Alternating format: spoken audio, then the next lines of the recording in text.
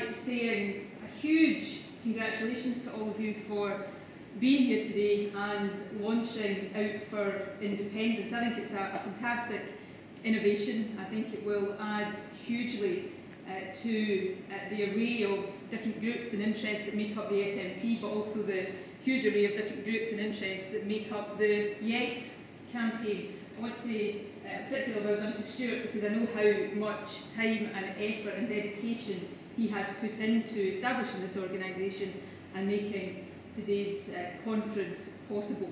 I'm not sure if everybody here is a member of the SNP. I strongly suspect not everybody here is a member of the SNP. In fact, I know for a fact not everybody here is a member of the SNP. But that's a good thing, because I hope that it does demonstrate that the Yes campaign, the campaign for Scotland to be a normal, independent country, is much, much more than the SNP. It embraces people from all political parties, and perhaps more importantly, it embraces people who've never, ever been involved in or active in or a member of any political party. And I think that kind of broad-based movement is exactly what we need to take our country forward to independence. In many ways, when I was thinking about what I was going to say here today, it struck me that some of the principles underpinning this group are exactly the principles that have, for all of my adult life, driven my support for Scotland being an independent country. I joined the SNP when I was 16 years old, living down in Ayrshire. I have to say, it pains me to say it actually, but that can no longer be described as yesterday. It's quite a number of years ago now. But I have campaigned for the SNP and for independence in all of the years since then. And you know, we've gone through, as a party and as a movement, we've gone through lots of ups, lots of downs along the way. I remember when I joined the SNP in Irvine, I went to my first ever SNP meeting. And there was great jubilation at the meeting, because, I don't know if you remember, in those days, the Herald newspaper carried what was then called the System 3 opinion poll. Every single month, without fail, the Herald would publish the System 3 opinion poll. And there was great jubilation at this meeting, my first ever meeting of the SNP, because in the System 3 opinion poll that had been published just that day, we had gone into double figures for the first time in a long, long time. So that gives you a sense of how far we have come since the days I joined the SNP. So there have been lots of difficulties and tough times along the way. It hasn't always been quite as buoyant as it's been for the SNP over the last few years. But throughout all of the ups and all of the downs, all of the good times, all of the difficult times, I have absolutely, and I can say this hand on heart, I have never wavered in my belief that Scotland should be an independent country. Not because I believe, because I absolutely don't believe that independence is some kind of magic wand, that just by virtue of becoming independent you get to be a better country, that the streets are paved with gold and we don't have all the problems and challenges that we have just now. But I believe that by giving ourselves the powers that come with independence, we better equip ourselves to deal with those challenges, to make the country more prosperous, to make sure that the wealth we have as a country is shared much more equally, and to tackle some of the deep-seated problems. Top of that list for me is inequality and child poverty, things that are scars on the face of any nation, but particularly on the face of a nation as wealthy as Scotland is. And one of the key reasons I have always supported independence is that principle of equality. I want Scotland to be an equal country to other countries across the world. I don't think Scotland is intrinsically better than any other country. We've invented a lot of stuff and we've done some good stuff down the years, but we have our faults and our flaws and our shortcomings, just like every other nation on the face of the planet. But so too do we have our strengths and the things we can contribute, not just to life here in Scotland, but to the greater good of the world as a whole. So I believe we should be an equal country. We should sit at the top tables of the European Union or the United Nations or other international bodies, giving ourselves the ability to make life better here at home, but also being an equal partner with our friends across the world to make the world a better place to live. I believe that Scotland would be, although we're a small country, we have the potential, if we choose to take it, of being a big voice in the world, a voice for justice, for peace, and I believe we should play that part as an equal member of the family of nations. And it's that belief in equality that drives many of my beliefs about what an independent Scotland should look like as a country. If I believe, as I do, that Scotland is equal as a country, then I believe just as strongly, if not more strongly, that the Scotland we want is one based on that principle of equality. A country where we value people on the basis of their worth as a human being, not a country where we judge them on the basis of their gender or their sexual orientation or their race or the colour of their skin or their faith. I want a country where we value people for who they are, not what they are in that respect. And it's that belief in equality that does drive my support for equal marriage. I'm no longer the minister that will steer the legislation through Parliament. Alec Neil now has that task ahead of him, but I can say to you here, not that I don't respect the views of those who have deep religious beliefs. Part of my belief in equality is that we respect other people's views as well. I believe strongly in religious freedom, but I can tell you now, as a member of Parliament, I would be proud to vote for equal marriage when that bill comes before the Scottish Parliament, and I look forward to the day when it passes into law and we can address what is an inequality in our society just now. I believe that if you take the view, as all of us do, as I believe the vast majority of people across Scotland do, that a gay relationship is just as legitimate as a heterosexual relationship, then you cannot limit the status that that relationship. But for me, it did make a difference. It's not just a bit of paper, it's something that is very important and valuable to me. And if I can choose to mark my relationship in that way, then I have no right to stop anybody else choosing to mark theirs in exactly the same way. So I look forward to pressing my button in the Scottish Parliament and a machine very similar to this to say yes to equal marriage when we get that opportunity. So that principle of equality drives my belief in independence for Scotland, and it's one of the principles that I think will be central to the campaign we fight over the next 18 months or so as we work towards the referendum. An independent Scotland, I hope and believe, can be a more equal Scotland.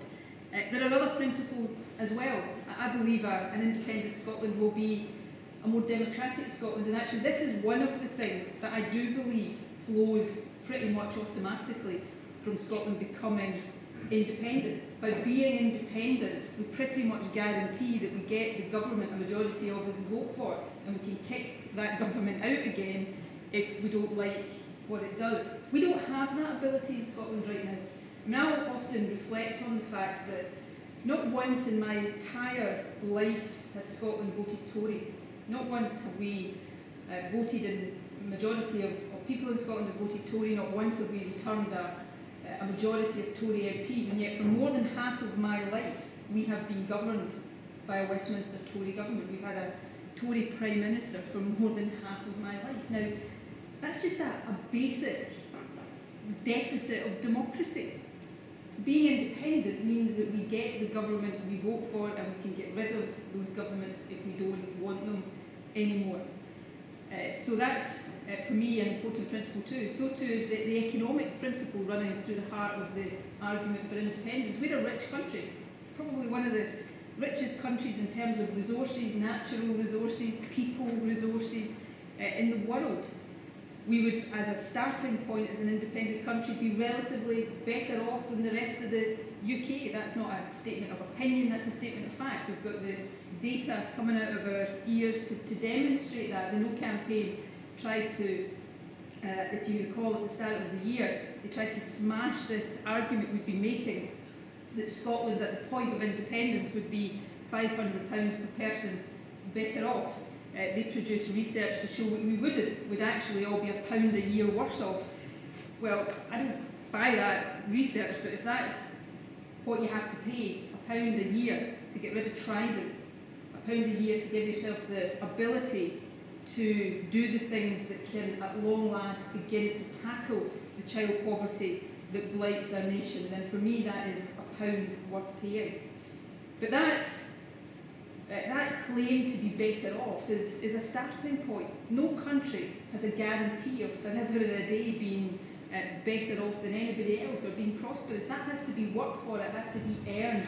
It comes from the decisions we take, it comes from the skill and the ingenuity of the people who live here. And I believe Scotland is as capable of any other country in the world of, through its own endeavours, being a prosperous country. And the last principle I want to talk about today is what I call the social principle that lies behind my support for independence. I spoke earlier on about the poverty that I think is a scar on the face of our nation. We are, as I said a moment ago, one of the richest countries in the world, and yet right now we are also the fourth most unequal society in the developed world. I just think that is a scandal, an absolute scandal. You know, many of us live in this city, a city where far, far too many kids still live in conditions of dire poverty. I look at my own constituency, where in the space of 10 minutes on a good day without a match at Ibrox with lots of traffic, I can go from one part of my constituency that is the richest part of Scotland.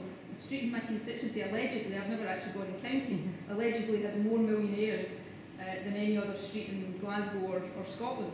I can go from there to another part of my constituency that is amongst the poorest parts of Scotland. That inequality is not just, and I use this word deliberately, it's not just morally wrong, it's wrong in terms of our ambition to be a more prosperous country. There's lots of evidence. Joe Stiglitz is one of the biggest proponents of this argument just now, that the more unequal a country is, the less well it does economically, because it doesn't harness all the potential of its people. Conversely, the more equal countries around the world are, the more prosperous they're shown to be, because they do harness the potential of the people who live in them. So there we have it. In my view, the case for independence, it's about equality, it's about democracy, it's about the ability to make ourselves the prosperous country we want to be, and it is about the ability to make sure we're not just a wealthy country, but all of the people who live here can contribute to creating that wealth, but more importantly, they can share in the proceeds of it and live a life that allows them to fulfil their potential. So I've said this to many of you individually, I've said it in gatherings like this many, many times recently. I am looking forward to the next 18 months in a way that I actually find difficult to put into words. This is a once-in-a-generation thing for Scotland. We have the ability to take our future into our own hands, not to guarantee some kind of perfect future, because that doesn't exist. Life is uncertain. There will be uncertainties and challenges for an independent Scotland, just as there is for Scotland as part of the UK. But we'll take our destiny into our own hands, be responsible for the decisions we take, be accountable for those decisions as well. It is once in a generation. I don't want to wake up the morning after the referendum to find that we have stepped back from that opportunity, decided to turn away from it. Because I believe that if we do that, it won't just be people who were campaigning for a yes vote who will regret that. I think those who voted no will very quickly come to regret that. Because what you'll see is the Westminster system decide it's put Scotland back in its box. Talk of more powers for the Scottish Parliament will very, very, very quickly recede and probably never be heard of again. Scotland will have missed the opportunity to create or give ourselves the ability to over time create the kind of country we want to be. And that's where I'll end, because that's what this debate is about.